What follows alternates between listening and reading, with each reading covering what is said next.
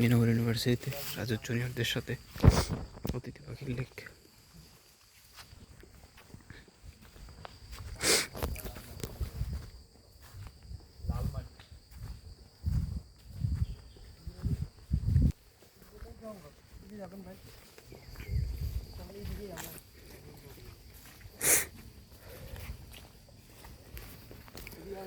Department থেকে নিয়ে যাওয়া যাবো।